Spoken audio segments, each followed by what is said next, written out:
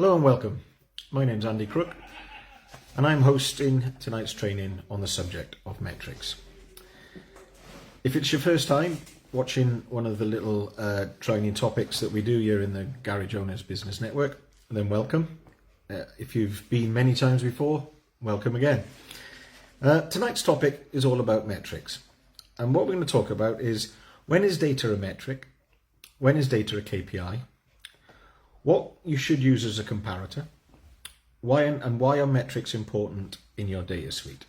So what are the purpose of these little videos? Well, my mission is to help garage owners become more successful in business. That's purely all it's about.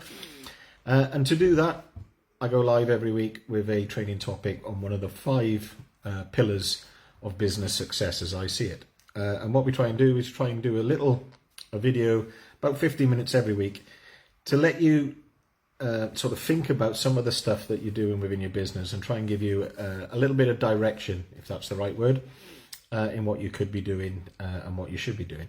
If anything we talk about tonight sort of piques your interest, makes you think about something, then I've done my job. If you want to take that any further, I do have a little Atomic Success program tonight's, if you like, sponsor, where you can join the program. And what we do that's different to the training that we do in the videos is that we help you implement that in your business by the way of various different processes. So that's the sponsorship bit out of the way. Let's get on with the training. So metrics. So we'll start with, what is data?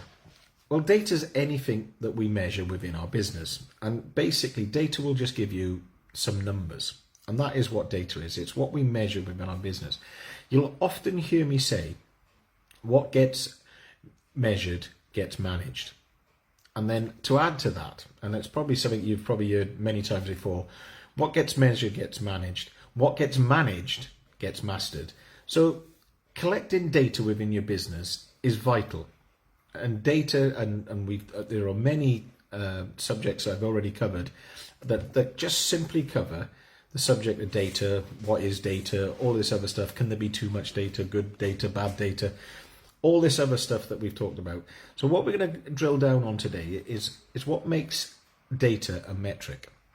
And then what do we do with those? So how does data become a metric? Well, to make data a metric, you need to add a comparator. So data plus a metric equals data plus a comparator equals metric. I'll say that again. Data plus the comparator equals the metric.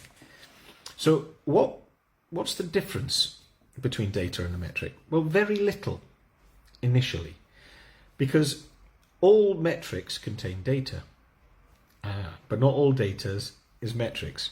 You'll hear something similar in that in a minute. So data is just the numbers. Metrics, to turn that into a metric, metrics need to be quantitative. What that does, having a quantity or quantitative, a measure to compare against, a comparator, turns your data into information. Information that can be turned into reports that can then be used to make business decisions. That's the key difference. You need to have data with comparators. Data with comparators is what we call metrics. So the interesting thing is about data is we can't choose it. The data is the data. The numbers are the numbers, whatever it is that you decide to choose to measure within your business. Now, I'll give you an example so this sort of makes a bit more sense in a second, once we've gone through establishing what is a metric and what makes a good metric or a bad metric. We'll go through that first and then we'll use an example. So all the time that we're measuring something, we're just getting numbers. That's the data.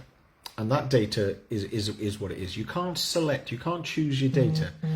You can choose to measure data, but you can't choose the data. The metric, you must choose. You must choose what you're going to use as a comparator to turn that raw data into a metric, into something that's useful to you, something that you can use as information. So now we know what is a metric And when is data a metric? Data is only a metric when it's quantitative, when we use it to compare it against something. So when is a metric a KPI? Well, that's up to you. You can turn a metric into a KPI simply by knowing what your goal is, what your vision is, what your plan is, what is the end outcome for measuring this data. And a KPI, the name suggests, a key performance indicator, is a piece of data that you're measuring that's telling you the direction of travel towards your goal. So that's when it becomes a KPI. So all KPIs are metrics, but not all metrics are KPIs. Some metrics are not key performance indicators. So I talk about something called key results, and KPIs are the metrics towards those key results. And how do you identify key results within your business? Well, you need to know what the objective is. If you don't know what the objective is, how can you have a KPI? What's the KPI? Now, you could say, well, certain softwares give me my KPIs, but what if they aren't the things that you're trying to achieve? Are they still KPIs? Are they still key performance indicators? They're performance indicators, but are they key? No, because a metric is a performance indicator.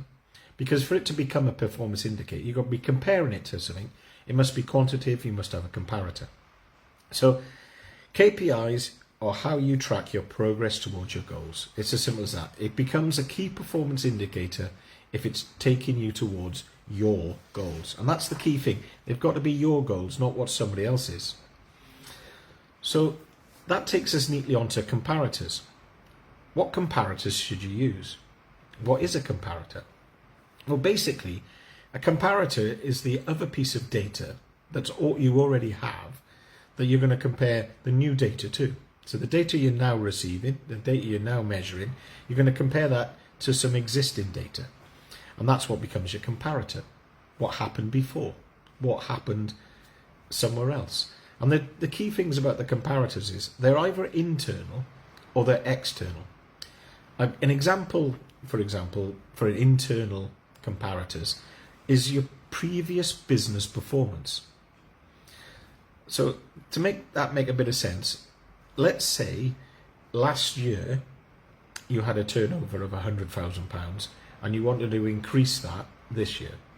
So you would then look at your overall performance and say, well, how can I compare that? Well, what you can do then, break that down into daily sales required, weekly sales required, monthly sales required, quarterly sales required to hit your £100,000 target. That would then be your comparator, and your metric becomes where you are now against that previous data. Are you above it? Are you below it? Are you trending? You can then turn that quickly into a percentage. We're 10% ahead or 10% below. It gives you an idea. It makes the data information because you know you're above or below where you want to be. And that's a great example of an internal comparator. The previous performance of the business. Yeah? You can also set targets that have nothing to do with previous performance, that you may be doing something completely new. For example, let's say you've just bought an MOTB. You have no previous data. You've never done an MOT in your premises ever before. So you can't compare previous data, but you know, for example, your return on investment to break even on the investment month by month. What I mean by that is simply how much do you need to do in terms of MOTs, extra work to make the payment on the MOTB. That is your break even point.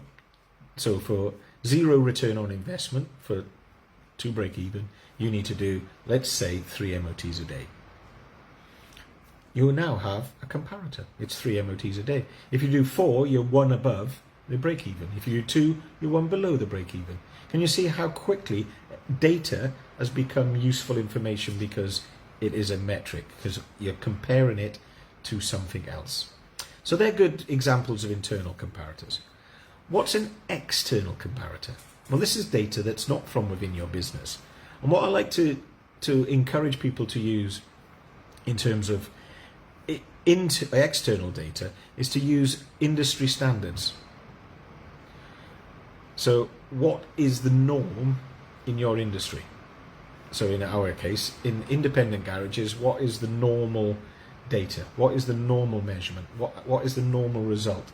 So you could use something as simple as some research that I saw recently suggests that efficiency in independent garages of less than 9 staff, the overall garage efficiency is somewhere between 50 and 75%. So you take the middle of that as a complete average, 62.5% is an independent garage's average efficiency. So that is a comparator. You now measure your efficiency. Remember that the data, the raw data, you're not in control of. The numbers are the numbers. The comparator you are. So do you compare with the bottom end of the estimate, 50%? Do you compare with the top end of this estimate, 75%? Or do you compare with the middle, 62.5%? That's totally up to you. You choose the comparator. You can't choose the data. The data is whatever it is. You can choose what to measure, but you can't choose the result. Or you shouldn't influence the result. You shouldn't add bias to your data. So always take your external comparators from reliable sources. That speaks for itself. Can't just ask, a straw poll of 3 people down the pub, what do you think I should be doing in my business? You need to get them from reliable sources. You want to be comparing your business, if you're doing external comparators, to averages or external data that has come from a reliable source. Because what you want to be doing is measuring yourself against some sort of yardstick, as in what everybody else is doing, and see where that yardstick takes your business. And if you need then to take your business a step further, then you need something to measure with. I would always recommend internal comparators wherever possible. You want to improve your business, not somebody else's. But sometimes you have nothing else to go on, you have to use an external comparator. So why are metrics important? Well, metrics are so important because they're an easy way to demonstrate distance travelled from where you are now to achieving your goals. They also indicate a direction, whether it be a good direction or a bad direction. Are you on course? Are you in front? Or are you behind where you'd like to be right now? Are you travelling due north towards your goals, or you sort of northeast? That's what metrics will do. And if they're displayed, if the way you display or report or present the information turns it into a report, this is the ultimate aim of the metric. What you're going to do is you're going to look at the metric and see what the performance is using your KPIs, your key performance indicators, to make decisions that align with your plan, your goals, and your business vision. So we've got a couple of minutes left. I said I'd give you an example of data turning into a metric. And a nice easy one is number of sales. So how does that become a metric? So if you measured the number of sales per week in your business, so how many sales transactions were there? That's simply a piece of data. That number will be, let's say, in a week you did 12 transactions. What does that mean? It means absolutely nothing, because we don't know the value of the transactions. We don't know how that compares with previous data. It is just a data. It's just a piece of data. It's just a number. So to turn that into a metric, we need to add a comparator. And our comparator is previous performance of the business. So it's an internal comparator. And my business typically does, fictitiously my business typically does 10 sales per week. So we're 2 up or 20% above the average, the norm. We've now got a comparator, we now have a metric. How does that become a KPI? Well, I'm trying to grow my business. Let's say that's the aim. So the plan for this year is, and we've broken down the plan into our 3-year planning cycles from our vision, our 10-year vision, back down. And for this year, we wanted growth of 30%. Sales growth of 30%.